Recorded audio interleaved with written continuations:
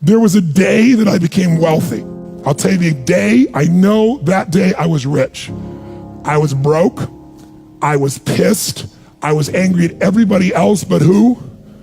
Myself.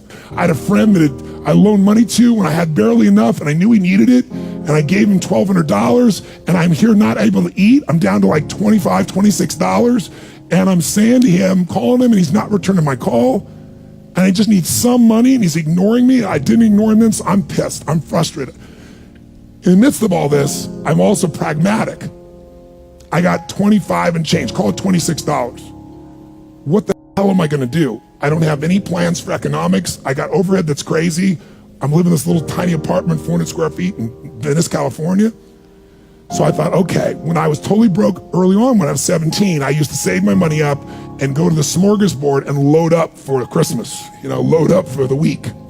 So I didn't drive there because I wasn't gonna spend the gas to get there, plus I needed to walk, so I walked there.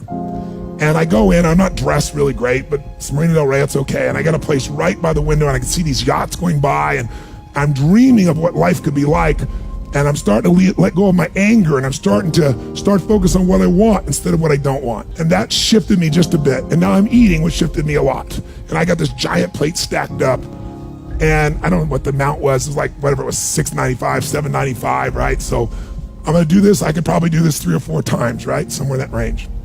As I'm finishing my meal, this little boy comes in, dressed in a little suit. And I honestly don't know how old he'd be, probably in the 3rd grade, so maybe 8 years old, 9 years old, something like that. And he opened the door for his mother, and he came over and he pulled out the seat for her, and she sat down. And she was a pretty lady, but as pretty as she was, I was totally obsessed by this boy. He had presence at 7 or 8 years old. And it moved me. I don't know why, it moved me. And I thought, this kid is like pure. I want him to always be this way. He's such a good kid, he's a giver. So I got up and I paid for the meal, and whatever it was, $6, $7. So now I've got whatever left, $17, $18, $19. And I walk up to this little boy, and I said, excuse me. And I said, I just want to acknowledge you for being such an extraordinary gentleman. I said, I saw the way you treated your lady, how you opened the door, how you pulled the chair out. I said, that's class.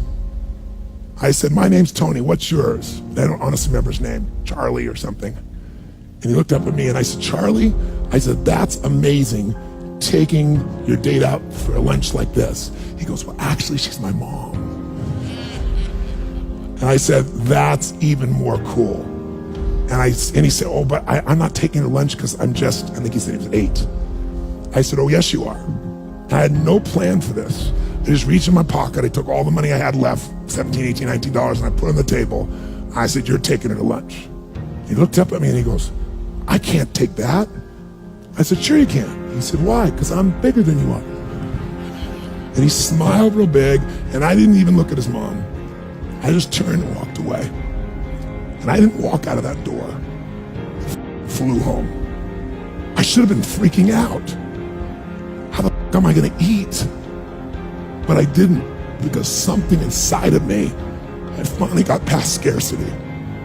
I finally realized there's something inside of us more than our limits, especially around this thing called money that I had let terrorize me. And I got home, and the mailman came that day, and I had no idea I was gonna have my next meal. And a letter comes, and it's from the guy I loaned the money to. A handwritten note saying, I've been avoiding you. It's wrong. I'm so sorry. You were there when I needed you. Here's what I owe you plus a little bit more. And the $1,200 was there plus another $100 for the time that I had to take care of it. And for me, $1,300, that was enough to run my show for a month or 2. And I cried. And then I decided, what does this mean? And I thought, this means that whenever you give, it's always gonna come back, so you don't have to ever think about that again. Just give. And the rewards will be greater than you can ever imagine. I don't know if that's coincidence, but I decided to believe that day was a blessing when I became rich. And I can tell you honestly, I've had tough days in my life, economically, emotionally, like all of us. But I've never gone back to that scarcity, I never will. The secret to living is giving. Do it when you don't have it, and I promise you, scarcity will leave your life.